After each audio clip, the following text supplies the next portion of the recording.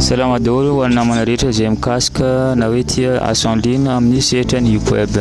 Hiatrika anao rehetra moa zany antsika eto zao dia hiditra amin'ny wallet atantsika zao dia. Atao amin'ny wallet atsika zao dia afaka mijery resaka minimum de retrait hitantsika eto amin'ny sehatra eto zany. Manana safidy atsika eto ary afaka atao amin'ny portefeuille rehetra électronique na tahaka hoe SafePal na Trust Wallet na MetaMask na tahaka hoe na Binance zany. Mode de retrait nakany enregistré koa dia Binance. No nanaovako anazy eto. USDT BP20 zany no adresse anaovako retrait anakay androany izy ty. Montant de 58 zany no ataoko retrait eto.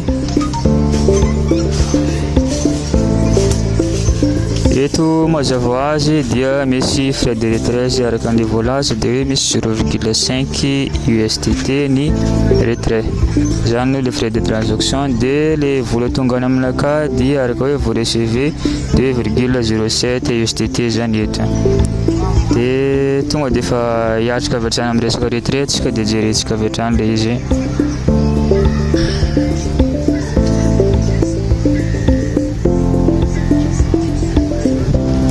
Efa lasa moa zany le retrait tahaka izao hoe monsieur votre demande de retrait des fonds a été envoyé avec succès. Dia jerentsika any amin'ny portefeuille Binance nakama zany izy na fa tonga na mbola any izy.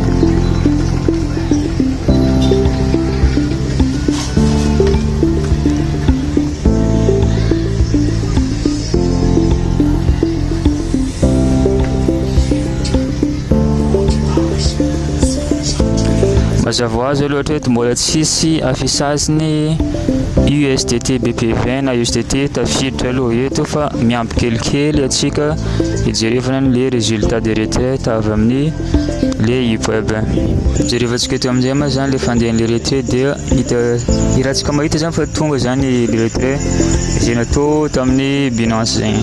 Satria zay moa zany naovako le retrait anakay tamin'ny compte Binance fa izy afaka mampiasa Trust Wallet nareo na MetaMask na SafePal na hoe zay portefeuille anazy zany mety anaovanao retrait rehetra zany. Fa mode de retrait anakay eto moa zany presque LTC ndraiky USDT BP20.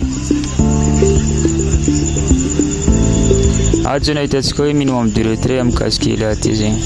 Dia andehanantsika any amin'ny Binance amin'izay zany dia mikasiky le retrait nataontsika teo. Hita mazava azy moa zany tonga dia 2,07 zany atao amin'ny Binance. Manamarina hoe fa tena tonga marina le retrait zay natao teo.